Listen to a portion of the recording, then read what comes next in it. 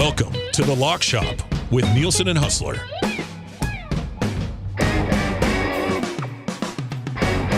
What is up, Lock Shoppers? Welcome to The Lock Shop, live right here on Edmonton Sports Talk, your clear choice for Edmonton Sports. Do I sound okay, Trev? Okay, my headphones then just suck. There's something wrong with my headphones. I'll get new ones after. We'll see how this goes with Huss coming up here. Well, everything sounds like I barely hear myself, and it's all staticky. But if you're hearing fine, then it's clearly just my headphones that are going to need to be dealt with. I'll play with things. There we go. I'll make that work for now. Welcome to the Lock Shop. Matt Awanek filling in for Dustin Nielson because you can't go a week without me saying that, right? Am I right? Yeah, you can't have a full week with Dustin Nielson in the chair. So I am here. Once again, it is a Thursday, so Huss will join us. Well, it's just not just he's here all the time. Huss is the guy, but I am here with you on this Thursday as we've got a busy slate in the National Hockey League, including the Edmonton Oilers taking on the Detroit Red Wings. We also do have a Thursday night football action as Atlanta in Tampa Bay, a battle of the NFC South. But when you look at that playoff picture, look, at the start of the year, it could have been a spot where we said, hey, maybe this is for the division of the NFC South. Well, it still might be for the division of the NFC South, but not in a way that we're expecting. More so, if the Falcons could find a way to knock off the Bucs, it opens up a path for the Panthers to take top spot in the NFC North this weekend. It is just absolutely wild that we're talking about the Panthers as that fight. But that is the NFL Thursday Nighter, so we'll get into that. Reminder, EST Sports, deposit $50, get a free $50 sports bet over at Play Alberta. EST specials there. What we've got right now, we've got the early bird bet. Oilers to win, McDavid 2+ points, Draisaitl 1+ point. That is boosted to plus 320. You also got the Reed Wilkins, Trent Frederick goal play of the day at plus 540. Still to come today, we'll have Jay's play of the day. We'll have the EST afternoon screw it, let's do a parlay, as well as we'll have the grandest parlay going up there as well. Thank you to everyone for saying that I'm sounding fine. That is good. Duck Dad, Dusty already sabotaging Matt. Well, he's the last one sitting in this spot. Did he do something to mess with this? I don't know. Hashtag justice for the Lock Shop, hashtag justice for Huss. I do want to apologize to all the Lock Shoppers today for taking the Lock Shop off the air a couple of days ago with the power. I talked about it on EST Afternoons. I was just doing something in the kitchen. Didn't think that would mess with a breaker on the other side of the building here. That is my bad. But I also I don't believe it didn't look like Dusty was mad about that. Dusty just took it as an advantage to put some pressure on me, but he wasn't mad. I don't think he was pressuring Trev to make sure everything gets back and running so he can get back on the air right away with the Lock Shop.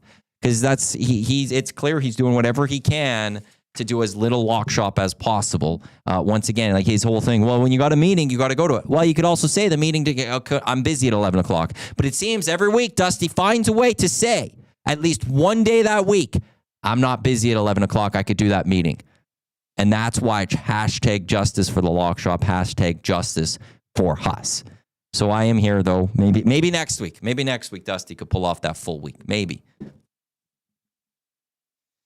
I'm not holding my breath. I don't know, last time the guy did 4 or 5 straight days at the Lock Shop. But, that's why I think many of you have relegated into host number 5. Let's bring him in. He's the guy you love. He's the guy that you come for when it comes to the Lock Shop. Because this guy doesn't turn his back on this show. It is Andrew Hustler Paterson from Winnipeg Sports Talk. Huss, how are we doing today? I was absolutely enjoying the intro. Listen, Dusty's getting dragged, but the memories of a 5-day Lock Shop week, that's a different era. I know. This is a different era in EST history. Now, and it's great for me. I get to chop it up with you a little bit. I love this. We get to hit some other things. You know what I love too, especially, and this is, don't tell him I said this, but I'm kind of into having you at least in once a week because we need a legit soccer guy. Like this, the countdown is on to the World Cup. We're here. We haven't had a chance. By the way, you guys did a great job. I'm sure you saw me with some of my comments, and I did give myself the EST Peace Prize. I saw that. Congratulations. Well deserved. You know what? I put the medal on myself and everything. It was wonderful. Walked around with it all weekend, actually. But it was awesome. We had Shinetti on Monday on the show and got a chance to really break it down. But I have been looking forward to chopping it up with you at some point here. Okay, the dust is settled a little bit. How are you feeling about Canada's plot? And were you I know a lot of people that were sort of freaked out by this business that it could be Italy in the 4-pod. Like, that doesn't seem great. Thoughts on that and how likely we are to see the Italians in game 1 in Toronto? 182 days away from the World Cup. I see, and I come at this. There's a different mindset because my heart splits because I am an Italian. I'm an Italian citizen. I am an Italian, Ukrainian, Canadian type thing. So I have my. You'll be cheering for Canada. I said it. I declared if Canada takes on Italy, I'm cheering for Canada. Like, yeah, Italy could go win their next 2 games and advance through. Like, if that happens, I'm cheering for Canada. But like, my connection to Italy, my connection was always through the soccer program. Like, I have followed the Italian men's national team for decades. Like, this is. So I also know what's going on with them to a degree. And as soon as they lost their first qualifying game to Norway, I was like, we're going through the playoffs. And I don't like their chances through a playoff just because they did it in 18 it was 2017. They lost to Sweden in a home and home. And then in 2021, they had to go beat North Macedonia to go get a shot at Portugal, and they blew it to North Macedonia. So the fact that they have Northern Ireland, I think that they're going to go get that victory in March. But then if they move on and it's Wales, it's not in Italy, it's in Wales. They head out to Wales, which Italy just crumbles. They're a nation that, like, they should win it. But as an Italian, I'm just like already accepting that they're going to find a way to blow this because they have no scoring, they have no goaltending, they have no defense, it seems. They're just going to find a way to blow this, and they're going to miss 3 straight World Cups, which is utterly incredible to say for a nation that has 4 World Cup titles that they're going to possibly miss. Like, this is a football nation. Well, then they go and win the Euro in between. Well, that's the thing. Like, and they go and have these, like, who are they? Who are they? Like, it is absolutely insane. For Canada, I will say the group could have been worse. The group also could have been, better. Like, it's right in the middle. Switzerland is not an easy group, a team. But they're manageable, I think, for Canada. And I love that it's the last match where maybe we just need to go get that draw. Qatar needs to be a win. There's just no question about it. Need to go get that victory. We've already played them in the friendly over the last couple of years. It was a 2-0 win. Like, we need to just go get that win. When it comes down to, so I think it's going to be Italy. If it's not, it's going to be Wales. And it does change the group when you look at, okay, what is the expectation for Canada? If it's Italy, look, Italy is not Italy. And I think Canada could go up against them, and maybe with the, Tejan on the sides and the speed of Alphonso, maybe we could cause a little bit of havoc. They are known to giving up goals nowadays. Maybe Canada could go find those. Jonathan David playing in Juventus,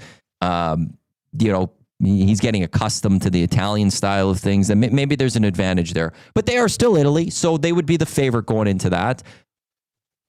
But, let's say you get a loss to them, you go beat Qatar, you go tie Switzerland, boom, maybe that 4 points is good enough. But if you get Wales, if Wales upsets Italy, all of a sudden that group's kind of nice because Canada just beat Wales in a friendly not too long ago. Canada's good enough to go beat Wales, especially if that game's going to be in Canada against Toronto, in Toronto. So all of a sudden, maybe you can go beat Wales, you go beat Qatar, and now that Switzerland match really doesn't matter. You're moving on. Like, in any way, if you have 6 points, you're going on to the next round. So what happens in March is going to be a big determining factor. It also is nice for Jesse Marsh that he's going to have recent film on whoever he's going to be going up against in the very important matches, not just friendlies.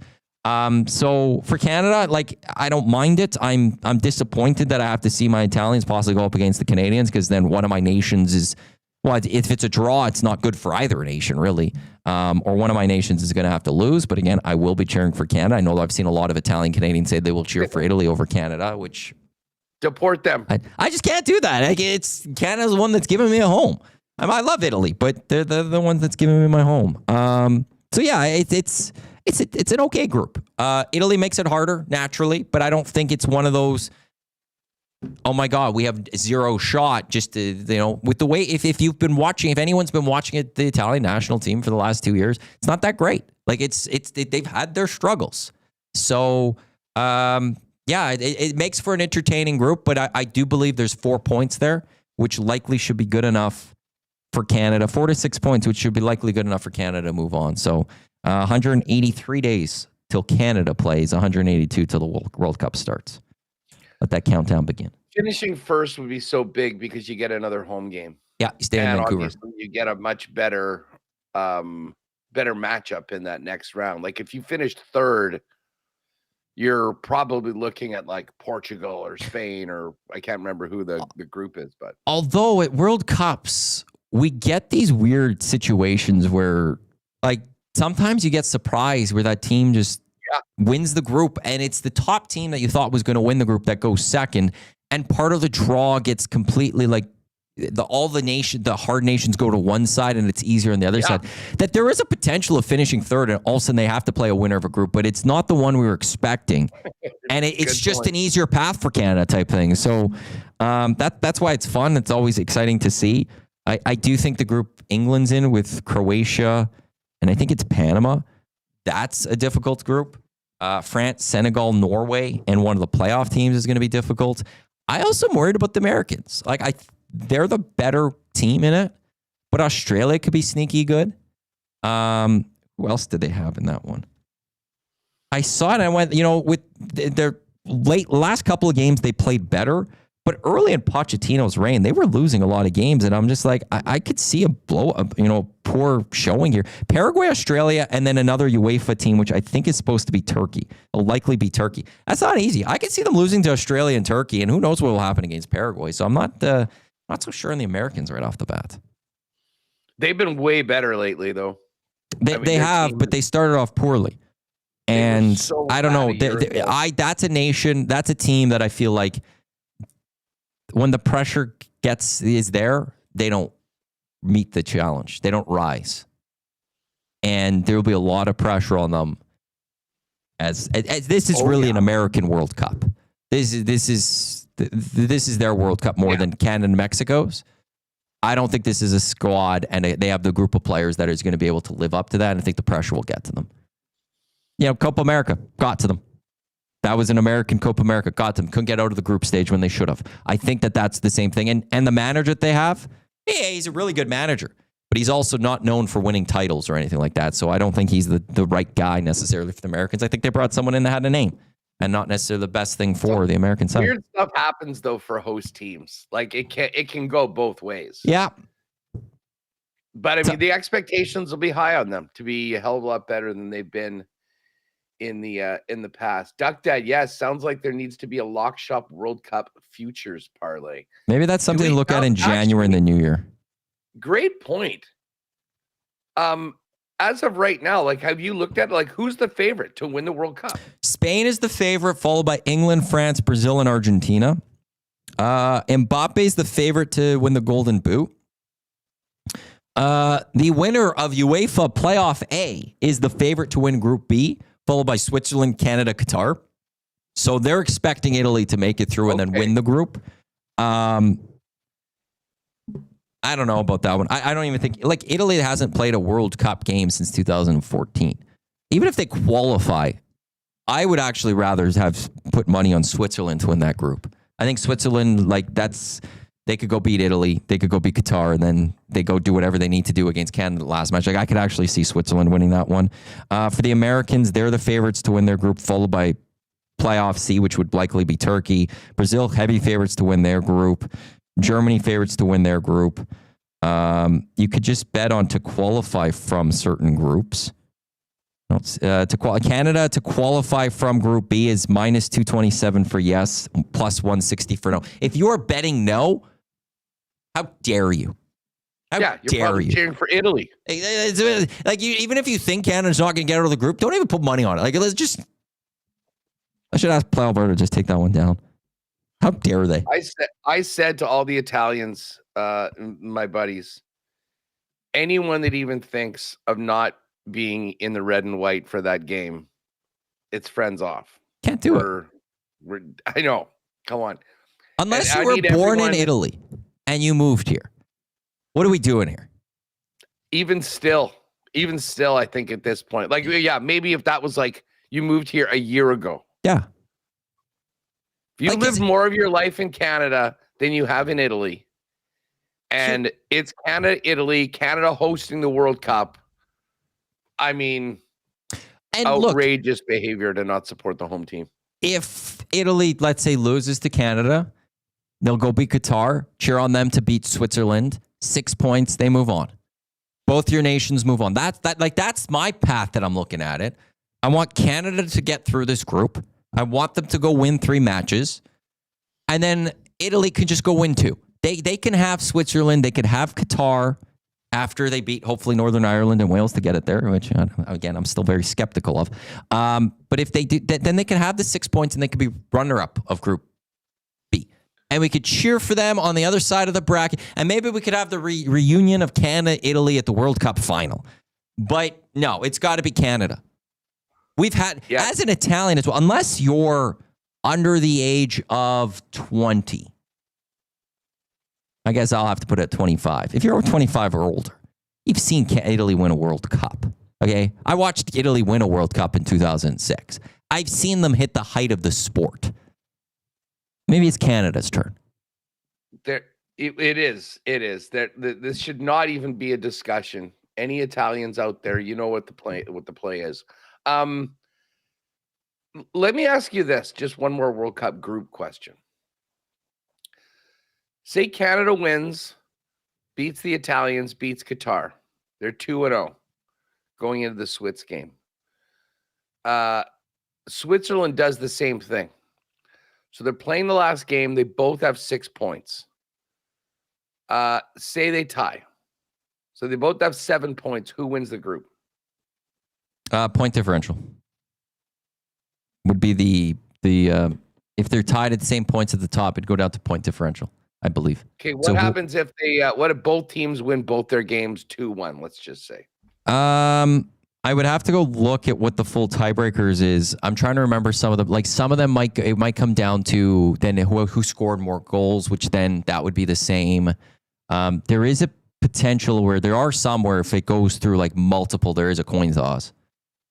Yeah, I don't know what the FIFA tiebreakers are. If the teams won both their games with the same score, like say they won 1-0, 1-0, and they were both 2 goals for, 0 goals against, 2 wins, no losses, and they would play. Yeah, I guess you'd have to do a coin toss because I mean everything else would be the same. So is it fouls?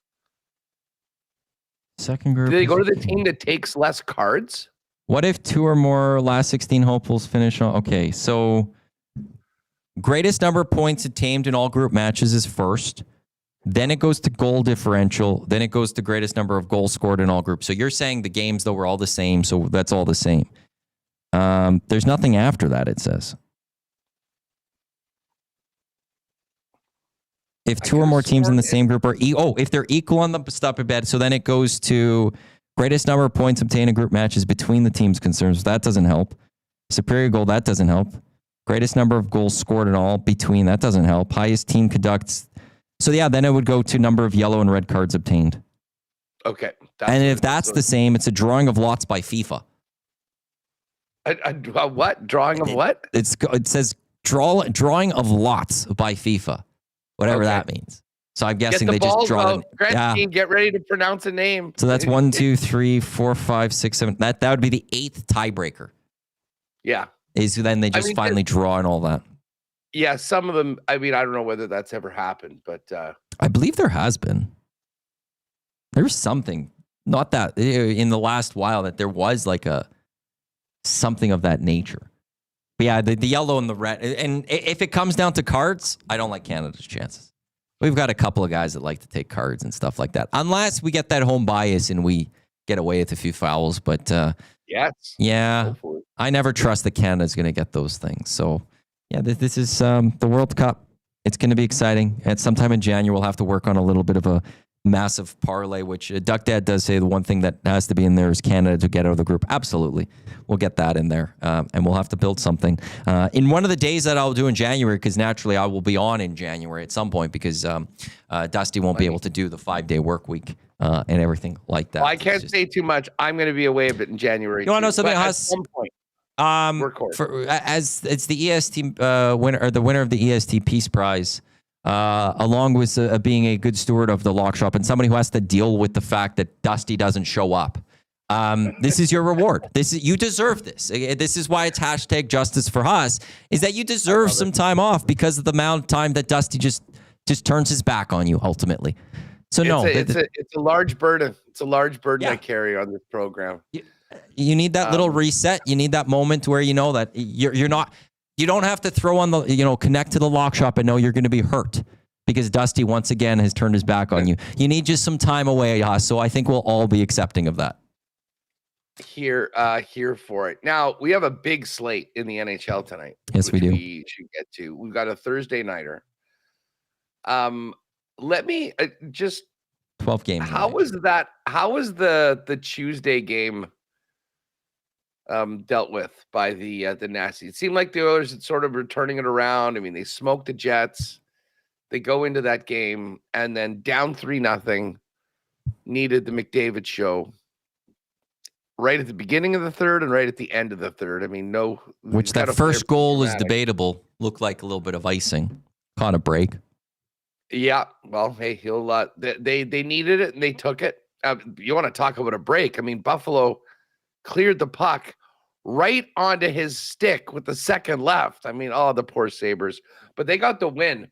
I mean, we talked a little bit about some of the egregious defense that was being played, but what's the vibe on the team going into tonight against a Detroit team that had a close call last night playing in Calgary, up 4-0? Had to hang on for a 4-3 win. Yeah, I'd have to. Trev, what would you say the vibe is right now with Oiler fans going into today's game? And before you answer that, like I will say, like from Tuesday, I think there's a lot of Oilers just can't win 3 games in a row. That's a concern. Evan Bouchard took a huge beating today on Scalding Hot Takes on our morning show. I think all 3 guys exclusively did Evan Bouchard takes. So they just destroyed him. And there was disappointment that Buffalo, coming off of a back end of a back-to-back in Calgary, that they didn't take advantage of that. They had lost the night before in Calgary, and then they outplayed the Oilers in that one. But Trev, what would you say the Oiler fan is feeling right now going into this game of what you saw with the Nasties this morning? Well, first off, what's up, boys? Sup, Haas? How's it going? Sup, Maddie? Justice for the Lock Shop. Let's go. This is my favorite. I love you guys, by the way. I prefer this. Don't tell Dusty, but I'll just say that you guys are awesome. Nothing against Dusty, but you know what? I'm in the minority. I think I know a lot of people are pretty ticked. Not as ticked as maybe I was expecting, though. But I feel like you look at the last few games, the last 2 weeks. I think there's a lot more to like than not like. And it's definitely, I feel like the Oilers are on the up and up as opposed to how they were a month ago. So I think the tide is changing. For me, I know, the Oilers, there's really no excuse. You lose to the worst road team in the NHL after they just get pumped by the Flames, who I think the Oilers are better than as well. But I don't know. I just think they still are on the up and up. I think there are more things to like than to not like. And I'm optimistic. I am. I'm more optimistic than I was a month ago. I definitely think they're closer to being back as opposed to, whatever they were a month ago or when they started the season. So, I like their chances going into tonight's game. And I'll play off of what Trev's saying there. Like, if you look back on, late in that long road trip they had out east, they lost to Tampa in overtime, but it was a good hockey game. They went and they beat Florida. Bad game against Dallas as they come back to Edmonton. Just a horrific game. Go beat Seattle, a good hockey game. Lose a close one, 1-0 to the Wild, but it was a good hockey game by the Edmonton Oilers. Beat the Kraken, beat the Jets. Good hockey games by the Edmonton Oilers. That the recent play, even though the results weren't all there, they have been playing better hockey. Then Tuesday comes, not a great start, but then McDavid steps up, gets them a point at the very least. I agree with Trev largely there too, that there's a lot to like with the Oilers where, to me, the play is there. The play has turned around. It's now about just when are the results going to be there consistently where they're winning 3-4 in a row and stuff like that. So like I've never been worried about the Oilers. I'm not panicking about the Edmonton Oilers, and everything I've seen, like Buffalo just doesn't, I don't care. Like it's okay. They had a bad game. They've been playing some really good hockey lately. And I still believe that. I believe that they'll, learn from their mistakes of Tuesday and learn from one of their mistakes of not taking advantage of that team playing on the back end of that back-to-back and being able to do that against a Red Wings team that, let in, I think, 3 goals, or did they lost? Did they won 4-3 yesterday, or did they lose 4-3 yesterday? The Wings? Yeah, they won 4-3, but they gave up 3 third-period goals against the Flames, if I'm not mistaken. They did. I watched the game. And the reason why I bring this up is that despite the disappointment of the OTL, but some would say that they maybe squeezed a point out that they probably shouldn't have gotten. I'm interested in the Oilers puck line tonight because I do think this is the convergence of a Detroit team that is playing well, but that played last night and has been playing a lot of hockey, to an Oiler team that my theory will be a little bit more focused, ready to go out of the gate after one that they probably weren't happy about at all in their last outing, which, I mean, they're in and around 175 on the money line, but this feels like a game where the Oilers kind of go out and make a bit of a statement that Tuesday night was Tuesday night. We're back. And I agree. I mean, they are on the up and up. We've seen this, year after year after year. Stanley Cup hangover, poor first couple months, then, oh yeah, these are the Edmonton Oilers. And I'm with you. I kind of felt like that was happening last week. And for whatever reason, they fell off of it on Tuesday night. But my instinct is that they'll be a much better team tonight. And this is a perfect spot to maybe get them to win by 2 with a nice number. Oilers puck line minus 1.5 plus 126 for that minus 1.5 on the puck line against the Red Wings. Just straight up money line is minus 182. Jets, they're home to the Bruins tonight. They've lost 2 straight.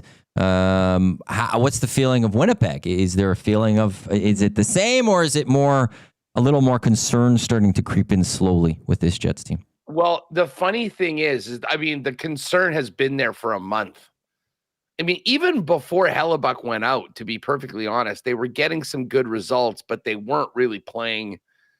They looked a little slow. They were behind it. They were winning a bunch of games that they were on the wrong end of the shot clock, on the high danger scoring chances, which was not the way they won last year. As great as Hellebuck was, they were elite 5-on-5. They were the best defensive team in the league. And they were just so far off of that. Now, they had an ugly road trip. And then this period of time without Hellebuck has been really concerning.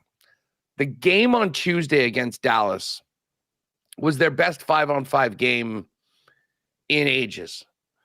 They lost 4-3. Dallas's power play is clicking at like 34%. They are just absolutely lethal. They scored twice. That sort of was the difference.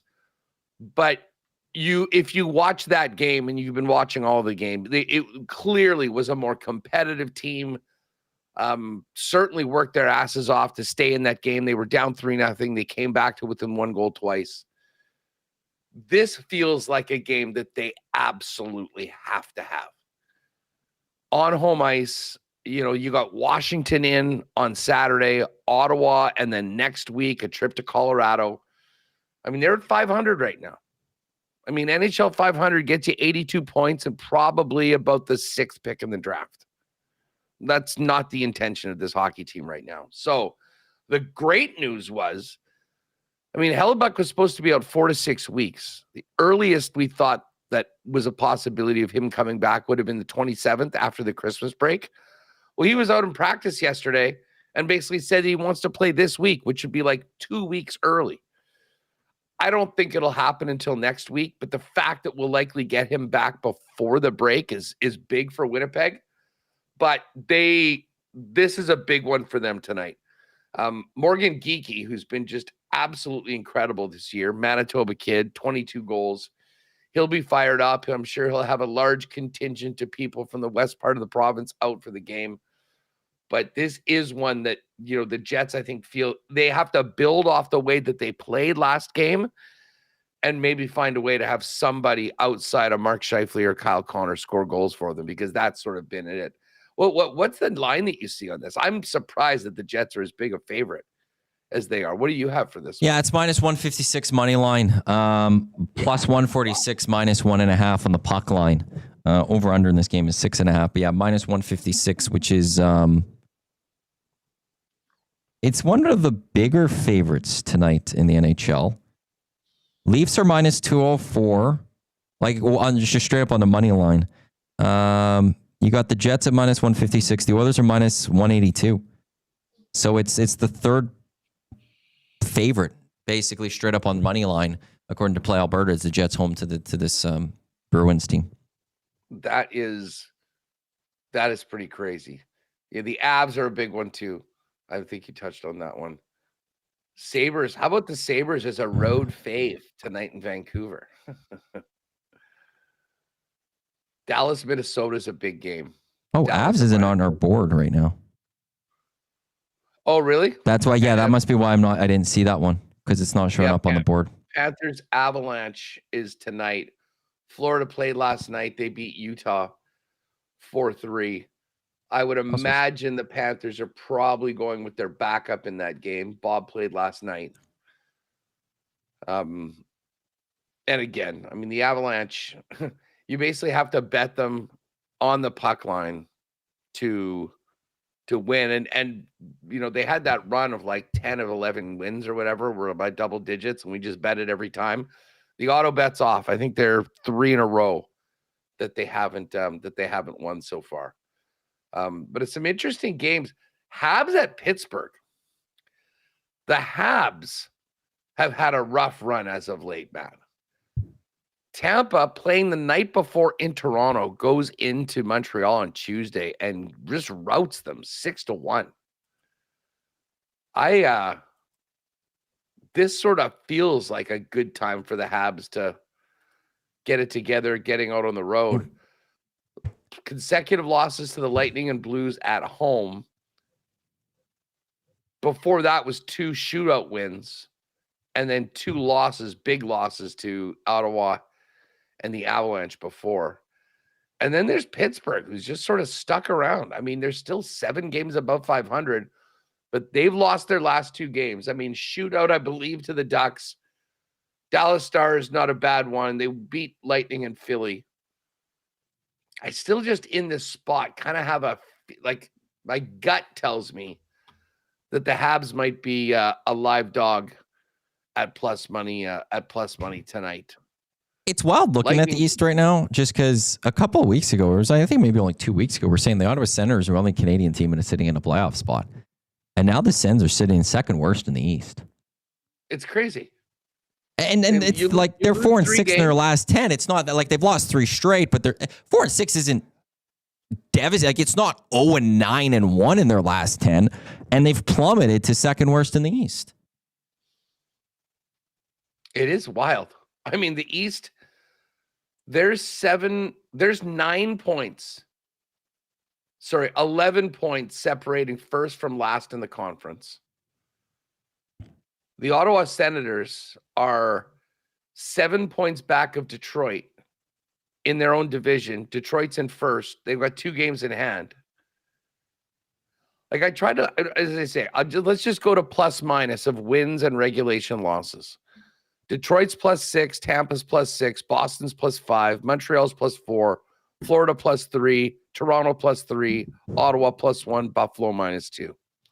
The Met, Washington and Carolina +9, Islanders +6, Pittsburgh +7, Philly +7, Jersey +5, Rangers and Columbus both +2.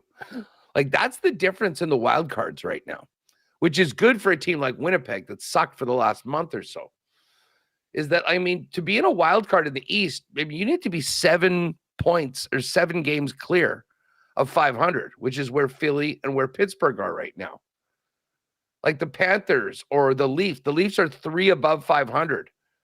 They're like 5 teams back. You go into the East, Edmonton and Chicago are in the wild cards at 2 games above 500. Mm-hmm. I mean, the incredible play of Colorado and Dallas, the Ducks to a degree, has sort of skewed.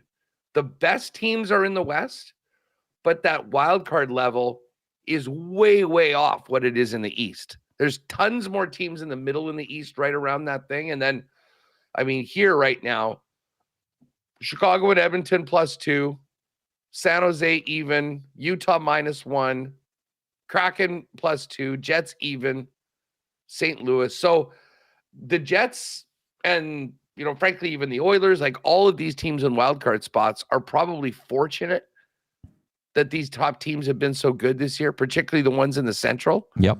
Because they'd have a lot more room to catch up. And I think for Winnipeg, as they wait for Hellebuck to get back and try and get through this slump, probably should be thankful that they don't have more of a big gap right now between these teams. I mean, the Jets right now could win tonight and would be 1 point out of a playoff spot with even games played from Edmonton and Chicago, obviously depending on what they do tonight. So yeah, it all that changes all that, but it's wild. I was like the Kraken or the Jets. I mean, -1 goal differential, which is there's a lot of red I'm seeing for goal differential in the wild card and down. Outside of the Mammoth, the only one in a plus territory, but the Jets are the next closest. It goes +2. Then the Jets have the best differential at -1 in the teams in the wild card / out of the playoffs. That's a little surprising. Well, when you lose 9-1, 8-3, and 5-1 in the month of November, it doesn't do good for your goal differential. That's good point. I mean, 8 goals in one game. If you just take away the Colorado game, they'd be +1. The one thing that I would say, I've got to see goals allowed. The Edmonton Oilers, I want the whole league. They're third worst in the National Hockey League with 106 goals allowed already this season. Only St. Louis and Vancouver have worse. It's the same as the Sabres and just 1 goal more allowed than the Detroit Red Wings. So the Red Wings had 105 goals allowed this year. The Oilers at 106, which maybe, over under for today, 6.5. Maybe tonight we're seeing a lot of goals scored between short Red Wings and the Edmonton Oilers. Anything stand out? There's 13 games overall in the NHL. Beyond Jets, Oilers, anything stand out to you with any of these other games from a betting perspective? Well, as I mentioned, I was intrigued by the Oiler puck line right off the bat. I think this is a really good spot for them. I think they'll be motivated to get to a good start. I think this is a really tough spot for Detroit. Must-win game for the Jets, although I probably won't put that on a parlay. Really interesting game, Dallas, Minnesota, in the Twin Cities. The Wild, quietly after that really rough first, 2 weeks of the season, have been one of the best teams in the league. They're 7-2-1 right now. Dallas, of course, is 1-4. Dallas hasn't lost in regulation in ages. Just looking to see if these teams have played yet this year. Doesn't look like it. So this will be the first matchup of the year between these two teams. Man, I like Dallas, but something tells me Minnesota with their goaltending right now, they might be able to sneak one in. My God, Dallas is +29 and Colorado's +48 in goal differential right now. Oh, that is just that is nuts. And as I say, I'm kind of intrigued at Montreal. I think maybe getting away from home might be good for them. Tampa's playing great. They had the day off. They're now in New Jersey taking on the Devils. I've got time for Tampa. This Ducks Islander game is tough. The Ducks just squeaked one out. I think I might actually like the Islanders in that one. Well, it's interesting because Ducks, the underdogs in this one, +105 on the money line. Yeah. It's just with where they are in this season. I don't think we'll have seen that too much on the road. But Islanders, they're playing well. They're sitting third in the Metropolitan. But yeah, when you're seeing the Ducks plus money, it's almost like it catches my eye right now to be like, oh, what's going on there? New York's quietly been really good. Bo Horvat's sort of gotten in the mix for the, depending on whose list you look like, potentially to be a guy that could be on Team Canada. Don't think that will be how it ends up, but we'll see. I think I'm going to lock in on this tonight. We're going to take a shot on the Canadians. I think I'm going to go Islanders and Lightning. We'll go 3 early games tonight. And that will be in probably the mid +550s or so. And then if you want to post it, get a boost, we could be able to do it. I've been so on it. I had a 3-gamer last night, Matt, that we had Detroit, we had the Panthers, we had the Kings. The Kings were up 1-0. They give one up with the goalie pulled and then lose an OT. It was a heartbreaker. So we're all around it right now. Hopefully tonight will be the night. That's plus 562 right now without the boost and all of that. So that's a nice little one right there. National Football League. Yes. Falcons, Bucks. I was saying at the start of the year, we may have looked at this one as, hey, is this going to be a game that's going to decide the NFC South? But I don't think any of us would have realized that maybe that, this can help decide the NFC South, but not with both of the teams involved. It has the Carolina Panthers watching very closely, who are tied with the Buccaneers. Bucks minus 5.5 on the spread. Over-under for this game is 43.5. Can the Falcons pull the division upset and take down the Bucks on the road? I don't think they can. But the way Tampa's played as of late, it wouldn't surprise me if this is a really close game. Baker Mayfield only threw for 126 yards last week at home against the Saints. I mean, it seems like the lack of weapons that they've had all year is maybe sort of finally coming to roost. Now, it looks like Godwin's a go tonight. Bucky Irving's back, which is definitely nice. I'll be looking at some Bucky Irving props. They've got numbers for Jalen McMillan as well, and he's been one that, has been out most of the year. And obviously you got Emeka Egbuka, who had a real quiet game last week, but I know a lot of people need a big one from him for fantasy. I do like Tampa. Oh, I just saw it drop to 4.5. Wow. You said you had 5.5? Ours, I'm refreshing. Yeah, still 5.5. It was 6 before the show started, but now it's down to 5.5. Wow. Here's the thing. It's really hard to believe in Atlanta. And I mean, their quarterback situation, which was supposed to be such a strength of theirs. Penix had a brutal year for the most part. Cousins is still Kirk Cousins. I think I'm going to ride with Tampa in this game. Do I lay the points on it? Probably. Bucky Irving. What's my guy Bucky's rushing yards? Over 57.5. Atlanta worked on fortifying that rush defense. Hasn't necessarily happened throughout the year. And Bucky to get in for a touchdown is also a nice one. Oh, plus 125. Count me in on that. And for receiving, I think the receiving yards that I'm going to go for is Egbuka. He's been so good all year and then had that really quiet week last week against New Orleans.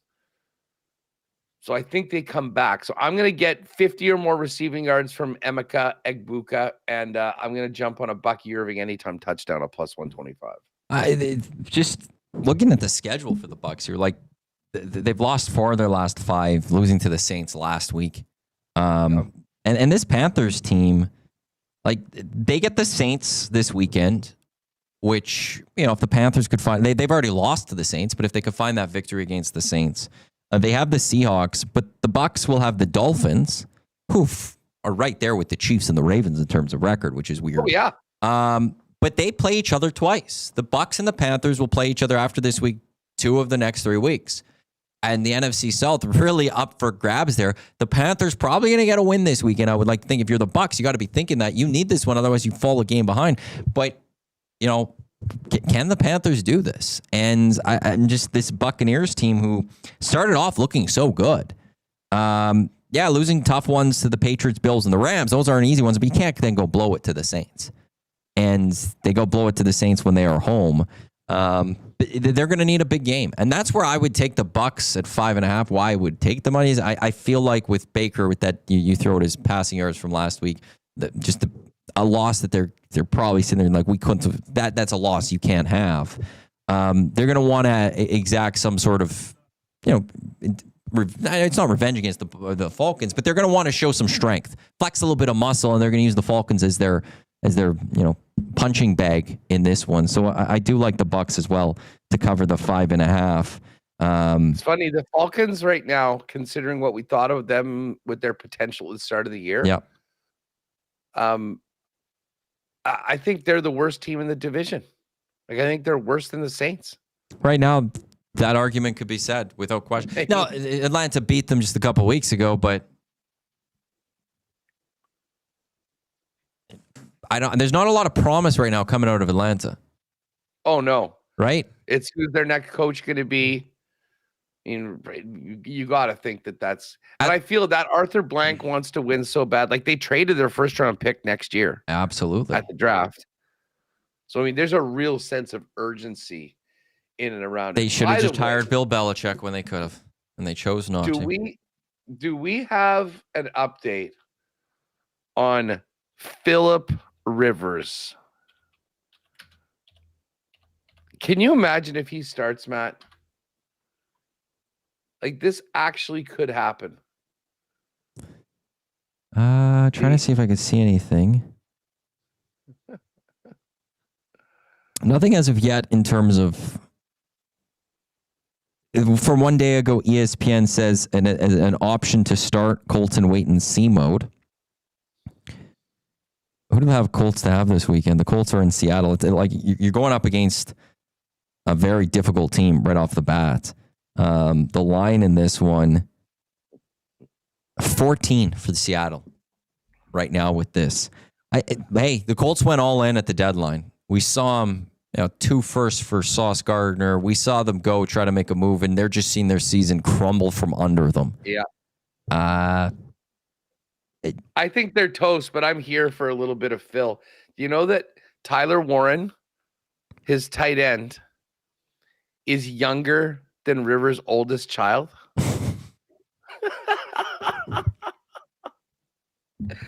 He can't even make it up. He can't even make it up. Yeah. By the I don't know if there's like who I guess when you're dealing with these injuries, who else can you go get? I guess in one regard, like you're kind of just in any way, shape, or form, you're throwing something at the wall, hoping that it sticks. So at least Philip Rivers was in the organization just a few years ago, maybe. Apparently, he's got a big connection with Shane Steichen, and Steichen knows Rivers well from previous stops, and feels I think that he could just go in and run what they're looking for. I mean, he's got a field at his place. He's got a team's worth of kids to be playing with, and I'm sure he's been throwing. I think he was coaching as well. It's just bizarre, though. I mean, again, I'll believe it when I see it. I don't know whether it's happening this week. Pretty tough place. Hey, Phil, get off the couch and go up against the Seattle defense in front of the 12s on the West Coast 2 days after signing with the practice squad. That will be, well, as I said, we'll dive into that one tomorrow, kind of when we go through all of the games. But just looking ahead at this weekend, that's a massive game for both AFC and NFC contention. Lions Rams, massive game. Packers Broncos, another beauty. Bills Patriots. I'm surprised that's an 11 o'clock game, noon your time. Like, I'm surprised that hasn't been wasn't put in the afternoon window. What's the Sunday nighter? Cowboys Vikings. That should have been flexed. But you could only, it should have been flexed, but you could only flex with the afternoon games. That should have been Packers and Broncos or Lions and Rams. Yeah. That's what that one should have went to. But it's going to be rare to ever see the Dallas Cowboys get flexed out of a game because of just the television power that they have. Pittsburgh and Miami's the interesting one here. They're playing themselves out of a good draft pick, but clearly Mike McDaniels is keeping his job at this point with the way that they're going. We'll see if they could surprise the Steelers. They did not quit on him. Nope, they absolutely did not. They absolutely did not. Huss, what's coming up on Winnipeg Sports Talk this afternoon? Well, lots on tonight's game. We got Fluto Shinzawa from The Athletic that's going to jump on, fill us in on the year that the Bruins have had so far. Our pal Brandon Awicki's going to jump on. We'll do a check-in with the Manitoba Moose and Dan Fink, and much more from the rink this morning with their game set up, and we'll hear from the coaches and a couple of players before this big one for the Jets and the Bruins of Beantown. I believe Dusty will be here tomorrow for those NFL picks, but her now you and I will hold it down, and he can text them to us. Yeah, in any way, shape, or form, somebody will be here. But once again, I apologize to you, Huss. Hashtag justice for Hush. Hashtag justice for the Lock Shop. Thank you very much for this. And, I know you're the backbone of that place, Iwanic. I appreciate you. And tomorrow, 100%, take it to the bank. I will be here, and we'll have some winners for you for Week 15 in the NFL. Enjoy WST, Huss. Thanks, dude. Winnipeg Sports Talk, Hustler, Remus. They're coming up on Winnipeg Sports Talk YouTube channel, so go check them out at noon. Here on Edmonton Sports Talk, we will have two guys and a goalie. We'll have ESD Afternoons. We'll have the Reed Wilkins Show with Jay Milne, plus the GCL Diesel Oilstrom pre- and post-game shows. Tommy and Benny will get you set for Oilers and the Red Wings down at Rogers Place. I'm going to throw that parlay up he had there for the NHL, which was Islanders, Lightning, Canadiens, puck line. And then I think I'm going to go with a Huss NFL one there too. See if I can get that one thrown up there too, which I believe we had the touchdown from, because that plus 562 for the NHL one. Bucky Irving touchdown. And then I think it was receiving yards. Do I have that here? I do. What can I get for Buka? The highest I get is 40. The lowest I get is 40. Let's say 44.5. That'd be plus 210. Maybe I'll throw that one up there as well. Check that out on EST Specials over at Play Alberta. Thank you to everyone for tuning into the Lock Shop presented by Play Alberta. As I said, two guys and a goalie coming up in just a few minutes right here at Edmonton Sports Talk. Your clear choice for Edmonton Sports presented by Play Alberta as well. On behalf of us, I'm Matt. Thanks for tuning in. Enjoy the Oiler game tonight. Two guys in a few minutes. Don't go anywhere.